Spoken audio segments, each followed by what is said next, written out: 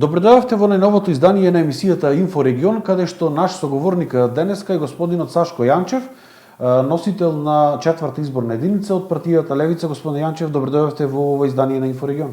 Другар Јанчев, ќе ве поправам. Другар Јанчев. Да, добро ве најдов и благодарам на поканата. Да започнеме со тоа како го оценувате до сегашниот тек на кампањата и постигнатиот резултат од првиот круг на претседателските избори. Дали беше очекуван, дали се изненадивте, дали очекувавте повеќе гласови? Да, за мене лично е напорно, ама ќе издржиме, не се предаваме. Резултатот е таков каков што е. Јас убеден сум дека ние имавме најдобар кандидат за претседател на државата. Професорката Ванковска беше единствен македонски, светски кандидат. За нејзиното CV не треба ни да се зборува. Она е и повеќе од тоа, и повеќе од подкована. Јас не сум ни достоен да зборувам за нејзините достигнувања. За разлика од другите кандидати, она беше единствен кандидат кој што ја ставаше прво државата, државните и националните интереси пред се, па после се друго. И нас во секое здружување, во секој сојуз во кој што влегува државата, таму треба да влегува ради свој интерес, а не поради тук интерес. Нас се наметна некој лош наратив дека некој од надвор нас ќе дојде да не храни, некој ќе дојде да не брани, дека ние дури треба и по цена на самораспаѓање да влеземе во некој сојузи. Тоа е многу погрешна логика. Професорката Ванковска беше единствен, или другиот вика проевропски, не знам како, и прво нас најбитно ни беше да биде промакедонски кандидат, таму кај што ќе оди да ги штити македонските интереси. Имаше проблем, мислам, од оваа дистанца гледаме дека лошо ни се одрази моментот, тоа што професорката и сама беше, она ги бойкотираше своеволно медиумите долго време, она беше разочарана поради тоа што постојано предупредува, она сама се нарекува Касандра, се лошо што ни се случи, она го предвиде и постојано тоа го кажуваше на медиуми, но немаше ефект и реши некој време да држи онаа ментална хигиена, да се тргне од медиуми.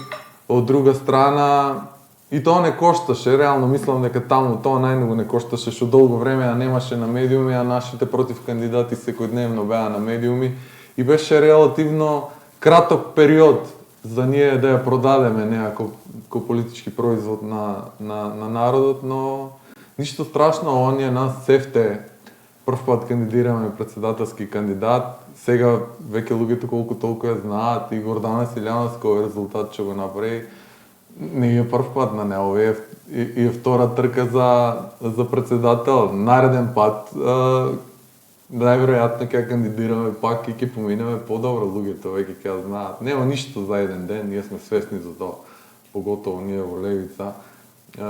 Очекувате ли сега повеќе гласови за вториот? Дефинитивно на парламентарните избори. На парламентарни избори луѓето излегуваат повеќе, во поголем број, излезеноста е поголема на парламентарни избори секогаш и очекуваме сега и различен резултат, затоа што народот е свесен дека уште Левица нема сила да изнедри претседател или во втор круг и затоа можда и немаше толкова желност, толкова волја за гласање, но парламентарни избори и претседателски избори се различна работа, а нашите пратеници до сега во собранието Апасиев и Крмов покажа што значи пратеник во права смисла на зборот, и ако они двајца го направија тоа што го направија, може да замислите што ќе прават повеќе пратеници од Левица во собрание, значи ќе ги штитиме безкомпромисно народните интереси и они цело време со нивното делување во парламентот добро се представија и сега народот нешто друго очекува. Така мислам дека ќе има поголема излезеност и повеќе гласови. Вашето мото е нема влада без Левица. Да. Излеговте пред неколку дена со една македонска платформа. Дали тоа значи на некој начин ја подотварате вратата за коалиција, можеби со ВМРО да помане за една влада? Левица е формирана за да биде власт. Не е формирана за да биде опозиција, но не власт по секоја цена.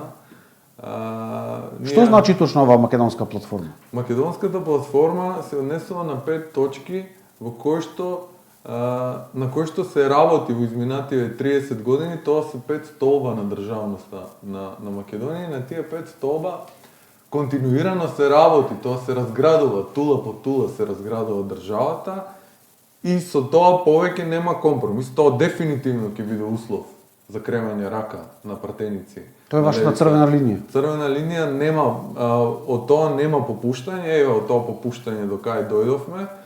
Повеќе не смееме да попуштаме, нешто не смееме да попуштаме, туку сега треба да одработиме, да го вратиме на нас унитарноста ни е нападната, на нас суверенитетот ни е нападнат, на нас инсигниите уопште не ни се почитуваат и тие 5 точки, мислам дека треба да биде една општо прифатена платформа на сите партии за, знаете, после секој парламентарни избори на маса се стават, во моментов има две платформи, она врховистичка, оние бугарски уцени, оние уцени од тиранска платформа и нашиве две најголеми партии до сега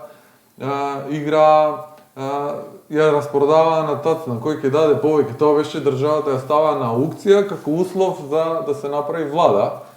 Тоа веќе не може, мора сите македонски партии да си дадат збор и да прифатат ваква платформа. Овие 5 столбови на државата не се за преговарање. Ќе преговараме за економија, ќе преговараме за здравство, ќе преговараме за социјала, за се, но државноста не смее да се напаѓа. Ова е токму тоа, заштита на овие 5 точки. 5 точки се унитарност, територијален интегритет и суверенитет, државни инсигнии, секуларност и идентитет. Така. Доколку биде прифатен дел не, дали сте подготвени на компромис? Не, од овие 5 точки нема подолу, нема никакво попуштање. Ова ќе биде основа. Ние имаме плюс и некои други услови, имаме 30 кривични пријави во овие 4 години за функционери на СДС и на ДУИ кои што седат во фиока и тоа и нивно процесирање ќе биде услов. Башка после избори ние предизборни коалиции у никој случај не поддржуваме затоа што тоа е таква една штетна антисистемска работа, значи тоа има возможност живот на овие маливе сателит партии кои што први го напуштаат бродот пред секоја промена на власт. И они преговараат за директорски места, не знам, за министерско место, за партиски вработувања. Ние тоа нема да го направиме, ако сакавме тоа да го направиме до сега, можевме 100 пати да го направиме. И тоа им го возможува овој систем кој што дозволува предизборни коалиции. Што добиваме на крај? Ние добиваме пратеници во собрание кои што доколку би оделе сами на избори, они не би собрале ни 2-3 гласови, они немаат никаков легитимитет, а тие луѓе на крај ти креваат рака, ти менуваат име, решаваат илјадници судбини, тоа е многу штетен систем. Така кај нас и тоа не е у програма укинување на тие предизборни коалиции, а постизборно се знае како се прави коалиција, колку вредиш, колкав процент врз основа на тоа, толков процент од твојата програма треба да влезе во владината програма. Тоа е принципијална коалиција, други се сточе пазар коалиција, така да значи ние ќе имаме дел согласно нашата тежина, дел од нашата програма, процентуално најнормално колка уште ќе ни биде тежината. Оваа платформа и оние 30 на кривични пријави, тоа ќе биде услов. Ние не бараме преку леп погаче, ова се што го бараме за јавен интерес и доколку идната влада не зависи од нас, ние не би влегувале во таква шема, тоа ќе биде само... Би останале опозиција. Па фала Богу, би ни го навлекле нивниот прљав веш. Ние пиеме вода, нашата партија живее затоа што ние не сме извалкани, не носиме политички багаж. Ние не бегаме од одговорноста за власт. Ама не влегуваме во власт по секоја цена. Ако таа власт не зависи од нас, зошто они нас да не слушаат? Зошто? Немаат потреба да не слушаат. Они единствено нас би не слушале доколку би имале страф со наше излегување од таа влада да падне таа влада. Кога сме ке програмата имате, еве да кажам, најразлична програма од сите останати, можеби. Укинување на договорите, тука подразбирате Охридски, Бугарски, Преспански, излез од НАТО. Дали сметате дека доколку се направат овие работи, би имало некакви реперкусии врз државата? Не, што ќе направат? Ќе не бомбардираат? Тоа ли е демократското НАТО? Ако не сте со нас, ќе ви Не да не бомбардираат, него во однос на економската гледна точка, во однос на Па еве, видете, сојузите. Видете, не треба далеку да одиме, само треба да ја поминеме северната граница на Македонија. Србија игра со сите. Кротко јагне од две мајки цица. Оди у Брисел, Вучич се враќа со, не знам, неповратен грант од не знам колку милиони, милиарди. Оди у Кина, не знам каков ефтин кредит. Ние се попуштивме. Име дадовме, устав 100 пати меневме, се откажавме од малцинства, што е сулудо во 21 век да го правиш. Прифаќаме некои договори од 21 век, подпишуваме договори кои што третираат историја. На ова ќе се смеат на правните факултети, на катедрите по меѓународно право. Ние ќе видиме пример за студентите по меѓународно право како не треба да се подпишуваат договори. Што не прифативме? Прифатија тирански платформи, сега прифативме овој понижувачки договор со Бугарија, од него произлезе француски предлог и на крај не добиваме ништо. Нашите политичари кога ќе одат во Брисел само ги тапкаат по рамо. За да те сакаат другите, прво треба сам себе да се сакаш, а светот е поголем. Многу е лошо овој наратив запад или смрт. Не е запад или смрт. Светот е поголем, треба да играме со сите и да не се караме со големите. Знаете, Во ретно нашата држава, како така, сите овие изминати години се градеше врз сите овие стратегии кои што сега ги имаме. Затоа ве прашам, дали би имало некакви реперкусии, дали сметате дека може да има? Знаете што, меѓународниот поредок е базиран на правото на самоопределување. Самоопределување значи еден народ да се самоуправува на својата територија под еднакви услови да соработува со сите други. Тоа е базата на овој меѓународен поредок. Ние ако сакаме да соработуваме со сите други, што е проблемот тука, не знам, што е толку страшно. Ние тоа го влечеме и одаснов, знаете, наснов кога е формирана Македонија, на Пелинце знаете што стоело, знаме на Советски сојуз, знаме на Велика Британија, знаме на Соединетите Американски држави. Играш со сите. Ние се скаравме еднаш со Кина, тајванската милиарда што беше, и што ни се случи после тоа, умпредеп имаше војска од Охрид до Куманово, цела граница со Косово и Албанија. Кина, кој им помина мандатот, Кина пошто е постојана членка на Совет за безбедност, они памтат, нивната дипломатија не е ден до пладне кој нашата. Ние на Сабајле едно решаваме, до поручек ја менуваме тотално, тоа се прави стратешки на долги стази. Кина ги повлече, не дозволи да се вратат, да се продолжи мандатот и после ни се деси 2001 и еве сега ги трпиме последиците од 2001. Со големите нема закачени. Ние сме многу мала држава, ние не треба да се пикаме таму кај што се судираат големите. Ние не можеме ништо да смениме во светските конфликти. Не сме ние голема држава, не можеме ништо да смениме, но го имаме секое право ние во тоа да не учествуваме. Доколку не сме членка на НАТО, сметате дека треба да бидеме воено неутрална држава? Дефинитивно, воено неутрална. Ние и претходно бевме во партнерство за мир. И немаше потреба да влегуваме. Ние бевме под чадарот на НАТО. Зашто не обутаа на сила во НАТО? Партнерство за мир е организација на НАТО. Ние веќе бевме покриени по тој чадар. Зашто на сила влеговме? Ние сега добивме само 200 милиони годишно, треба да издвојуваме од нашиот буџет за војска. Еден нов клинички центар е пресмета на 400 милиони евра.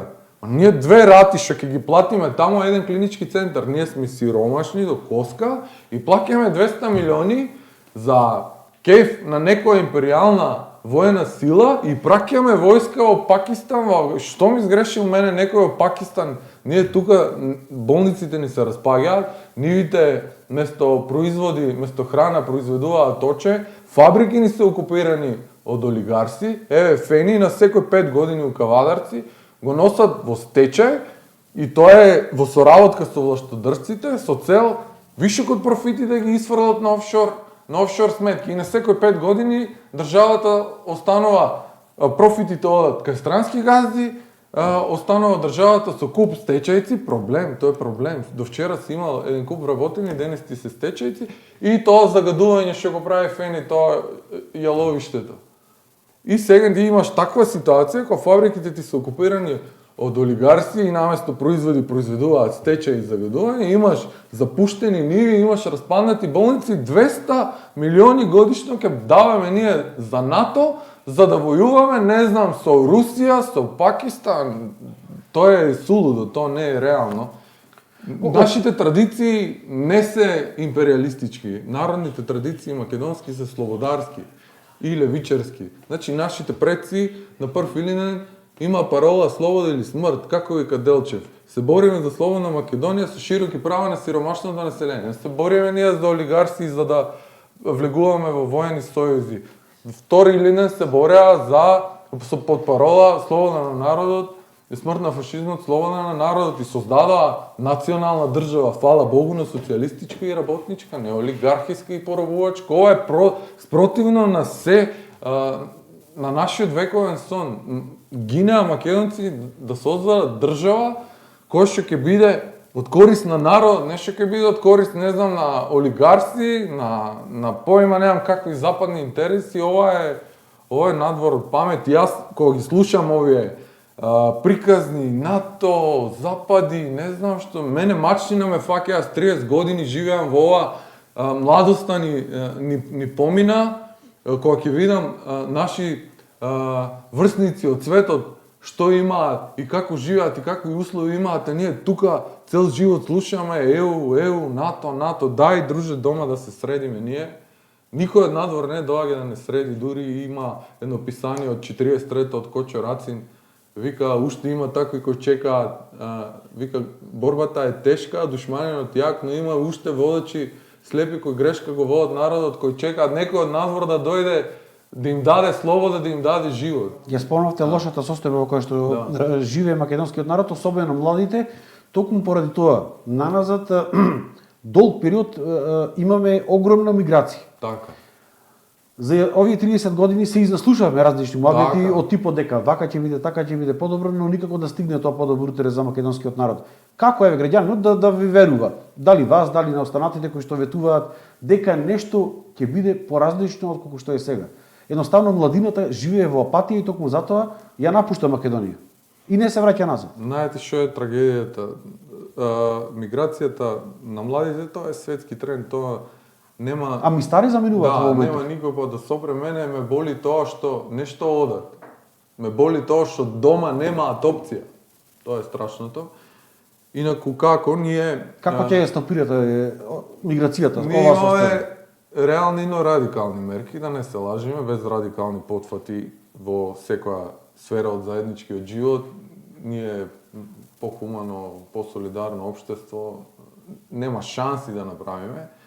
И ние предвидуваме државна интервенција, сериозна државна интервенција, и овој мит за слободен пазар што ни го продаваат, еве до кај не донесе, значи се вози на профит бейс логика, се што е профитабилно не значи дека е за јавен интерес, се покажа и дека е на штета на јавен интерес. Во стопанството предвидуваме рестартирање или отварање на државни профитабилни компании во секоја стратешка гранка од стопанството. До сега се викаше дека државата е лош стопанственик. Оваа држава, ако е лош стопанственик, 90% од се што е направено од системот кога предпријатијата беа државни. Ние сега тоа не можеме ни да го обелиме. И еве сега, оваа држава направи 3 декади самостојност, нема стигнато да го обели тоа што е направено од првиот систем и дури уште не може ни да го разгради тоа што е направено во тој систем. Така да се предвидува државни градежни фирми кои што ќе треба да ги градат нашите патишта, автопатишта, хидроцентрали. Ние сега имаме, например, тендер систем. Знаете колку е лош тендер системот? По тендерска постапка, приватниот треба да понуди најниска понуда. Знаете што значи најниска понуда? Најниска понуда значи од старт неквалитетна понуда. Тоа е толку ниско, што од таа ниска понуда он треба да си пресмета да има и нешто профит за него. Значи и во изведба ќе биде катастрофа. На крај ние добиваме најнедобар, а тоа ќе биде поскапо доколку тоа го прави државата. Државна фирма тоа би го правила без profit-based логика, да ги покрие трошоците. Ние ќе добиеме поевтина варијанта у тој случај. Добро, и тоа државно предпријатие мора да има заработка. Во случајот кога ќе прави работи кои што се јавни, еве патишта, автопатишта, хидроцентрали, не мора, може да прави само обар. Да покрие трошоци, плати се што треба, затоа што ќе работи за јавен интерес. Кога ќе се пушта на пазарот, ние нема да го киниме пазарот, тоа ќе може да работи и на пазарот. Кога ќе работи на пазарот, ќе има заработка, фала Богу. Ама нема да има тендер систем за градење на патишта, автопатишта, на хидроцентрали, тоа што е стратешко во државата. Тоа е во градежништвото. Исто и имаме предвидено државни предпријатија кои што ги произведуваат нашите лекови. Знаете што прави сега? Сега ние имаме прекупци, фирми кои што купуваат од страна лекови и нас не ги препродаваат за профитно поскапо. Зашто ние да немаме фирма која што ќе може да ги произведува тука? Знаете, тоа е економско правило, ако можеш нешто тука да производиш, не го купувај од страна Тодор да дојде до тука, ќе му рипне цената. Станува збор за лекови, ние не може да бркаме профит кога е во прашање нешто толку базично и суштинско ко леко. Има една добра одлука на АСНОМ, така што вика... Сакате да кажете дека лековите ќе бидат бесплатни? Бесплатно нема ништо. Тоа ќе биде направено во системот, трошок на државата? Систем. Да, дефинитивно. Лекувањето исто така имате бесплатно здравство во програмата. Дали тоа ќе значи доколку некоја услуга не може да се даде во државна клиника, дали истата би се покрило државата во приватна клиника или лекување во странство, кое што сега на некој начин се изведува со собирање на пари преку SMS пораки на социјалните мрежи. Тоа е трагедија. Видете, секаде каде што има мешан систем приватно и државно, тоа е катастрофа за здравството. И тука немаме компромис, а што се однесува до лекување во странство, тоа не е ништо ново, фала Богу, ние не сме развиена земја. Дај Боже ние да успееме, еве наместо 200 милиони да даваме годишно за војни по светот и за војска, да даваме за здравство и да развиеме методи за лечење на се што има да се лечи и тука кај нас. Инаку до тогаш нормално дека ќе се лечат во странство луѓе. Имаше еден пример во Исланд, во Исланд, ова го прочитав на Facebook, гастарбајтери заминале, им се раѓа дете со срцева мана и одат на болница, им кажуваат дека е ретка болест, дека во Исланд тоа го нема, луѓето си доаѓаат дома избезумени, од болница веќе пријавиле во социјален работник доаѓа, ги средува сите документи, они без ништо да пипнат, државата обезбедува операција во Шведска, го носат, го оперираат, детето е живо и здраво и луѓето напиша, ние во Исланд сме никој ништо. Тоа треба да го направиме. Да се врати малку и на економијата, претходно бидејќи ова е земјоделски крај. Так. Пелагониско и Прилепско. Пред неколку денови кога бевте тука во Прилеп, спомнавте планско производство на земјоделието, но исто така и таму отворање на државни фирми кои што би држале некаков баланс во целата таа гранка. Знаете, тоа се вика, во Кина го викаат тоа социјализам со кинески карактеристики, ова ќе биде социјализам со македонски карактеристики, значи во секоја стратешка гранка од стопанството да има едно профитабилно државно предпријатие кое што ќе води и кое што ќе диктира цената. Така. Во земјоделието имаме предвидено дефинитивно планско производство. Земјоделието е денес казино земјоделие. Луѓе инвестираат пари, вложуваат труд и на крај се тресат дали оваа година производот ќе оди по добра цена. Дури во казино им е и подобро, нема труд, ќе оде ќе ги стави на коцка парите, црно или црвено ќе биде. Ако изгуби, барем не се мачела, тука и пари губи и труд губи. Тоа така не сме. Џабе веземе ако не е планско земјоделието и предвидено ние планско производство врз основа на сериозна експертска анализа со цел да немаме вишоци на производи. Ако има вишоци, паѓа цената, така. Па и да немаме недостаток на производи. Втора работа, што треба подитно да се направи, е да дестимулираме увоз на земјоделски производи. Југославија, например, беше 20 милиони народ. Ама немаше увоз. Ние останавме на 2 милиони народ и имаме увоз. Тоа е катастрофа за земјоделството. Мора да дестимулираме увоз. Мора да ја разбиеме онаа зелената кванташка мафија. Тоа се оние прекупци. Јас потекнувам од земјоделска фамилија, тоа се трагедии. Вие не знаете што се случува од кога ќе го произведите и кога ќе ви дојдат трговците со лодначите. Тоа таму не знам јас како до сега, ние сме многу мирен народ, не знам како до сега некој нема настрадано. Они прекупците, овој прекуп им овозможува на прекупците огромни профити, а на земјоделецот му остава ништо. Знаете, таа зелена мафија мора да се разбие. Предвидуваме државни откупни центри, не приватни, државни откупни центри, ладилници од кои што ќе се снабдуваат со храна, војска, пак не на тендер систем, нема што тендер систем, со домашно производство на храна ќе се снабдува армија, ќе се снабдуваат градинки, ќе се снабдуваат болници, ќе се снабдуваат училишта и мензите во јавните предпријатија. Ова не е ништо ново, ова се го имало во Југославија. Ние не измислуваме. Топла вода, стоковите резерви, ние сега ќе снема жито, ќе купуваме од Србија, ќе се молиме некој да ни даде. Не. Полето е празно. Ќе си направи државата унапред договори по одредена цена и количини со домашните земјоделци, од таму ќе се полнат стоковите резерви. Тоа така ние ќе ги стимулираме нив да произведуваат. А не ние ќе чекаме некој да ни донира или ќе треба уште полошо да си купиме, дур полето ни е празно. Тоа не смее да биде. Токму така, пред известен период правевме и како медиум една сторија.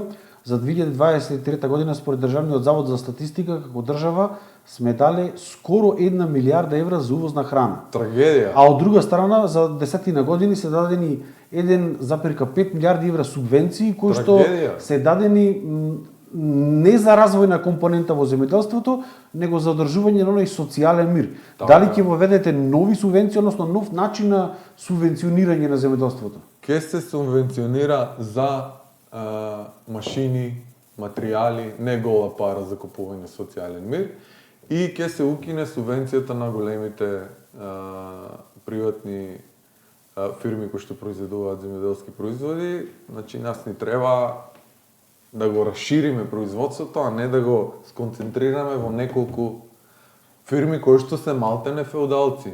Еве Тиквеш ги има земено сите државни поранешни и што беа на големите винари земјишта. Се што е плодно земјиште. Значи не можат да пркнат луѓето ништо, нити може да добијат. Дури ни субвенции не може да добијат, нити помош од страна може да добијат, не исполнуваат услови. Се им взимаат големите и затоа имаме предвидено и аграрен максимум. Аграрен максимум, тоа се предвидува максимум колку некој може да поседува земјиште. Оти ако нема максимум, еве што се случува. Ние создаваме нови феудалци, нови тајкуни, нови големопоседници кои што сакаат да го поседуваат целото земјоделско земјиште. Ние ќе се вратиме во феудализам со ова. Не да го развиеме земјоделството, ќе оттепаме државата до толку и тоа што го произведуваме ќе го нема, а тие големи баш и мегајле, они произведуваат генерално за странски пазари. Државата мора да биде самоодржлива. Ние мора прво да произведеме за себе, а после државата мора да се вложи да најде странски пазари. Имаме многу за зборување, но во интерес на времето еве уште неколку точки за што ги имате предвидено за економијата. 6-часовно работно време и изголемено породилно отсуство, прогресивен данок за богатите. Така. И имавте исто така поврзано со тоа е прохибиција на брзи кредити и коцкарници. Да, тие брзи кредити, тоа е лихварство, и тоа живее само во ситуација кај што има очај. Тоа не може така, тоа мора да заврши. Не само тоа, и кај нас и банкарскиот систем е лом. Значи ние поднесовме, Апасиев и Крмов поднесоа закон за добар ден во банка, кога влегувате ви бараат провизија за одржавање на сметка, толку. За извод, не знам, 100 денари. За отварање на сметка, за затварање на сметка, па не знам колку пари изимаат провизии банката и на крајот имаат нездрави милионски профити, од кои што народ нема никаков фаер, тука мора да има на државна банка, тоа е завршена приказна.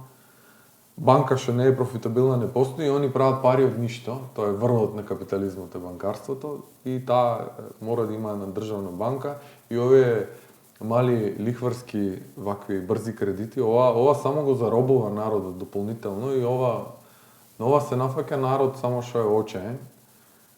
Со тоа нема компромис. Не знам што беше другото што ме праша. Видов вчера или денес видов во Црна Гора 7 часовно работно време. Ние треба да одиме во таа насока, поготово со денешната автоматизација, со IT технологија. Знаете, тоа денес изгледа чудно, но пред само 100 години во Англија, мислам, не знам точно која година беше, првата реформа е 12 часовно работно време и деца под 7 години да не може да одат на работа. Значи тоа така оди. Тогаш тоа било успех, сваќате. Денес да им кажеш на луѓето дека деца над 7 години треба да работат во фабрика и 12 часа работно време, ќе ти кажат не си добар. Денес гледаме дека и скандинавските држави дури воведуваат работно време до четврток. Дури и петок е викенд. Еве за крај, колку сметате дека другите партии се подготвени за воведување на социјализам повторно како систем наспроти капиталистичкиот систем? Па не знам колку се подготвени, ние сме подготвени како левица и тоа ќе го промовираме. Видете, ние имаме Смета ли дека народот го сака тоа враќање назад? Па ние имаме добра основа, тоа не е враќање назад. Ние сме живееле во таков систем. Нема да измислиме топла вода. Се што е направено, тогаш ние не стигнавме да обелиме од кога се распадна државата и кога дојде овој таков прогресивен капитализам, така изпрогресиравме, имаме изгубени цели генерации, екзодуси, тоа е, не знам што да кажам, кој чума да не фатила, апатија на сите страни. Еве, за крај, која е вашата порака која што би упатиле до Плевчани и до граѓаните на овој регион како порака за изборите на 8 мај? Мојата порака е дека ова ни е една од последните, ако не е последна шанса да си ја спасиме државата, од гласање исто за исти, а очекување ново, до сега немаше никаков резултат. Видовме дека во изминативе 30 години сите кои што се понудија на политичката сцена се толку болно властолюбиви што спремни се и сопствените мајки да си ги продадат, а не пак државата, а од друга страна нашите партеници и нашите советници таму кај што имаме советници покажа едно ново ниво на политика во кое што најбитни ни се државните и националните интереси. И ние сме таа опција која што јас сметам дека е единствена која што може да стави стоп на ова распаѓање и распродавање на државата и затоа апелирам да ни се даде поддршка. Ви благодарам за издвоеното време и за ова интервју и гостувањето во Инфорегион. Благодарам се, надевам дека пак ќе се видиме. Драги гледачи, тоа беше интервјуто со носителот на изборна единица број 4 од партијата Левица, Сашко Јанчев. Со наредни информации се гледаме во следното издание на Инфорегион.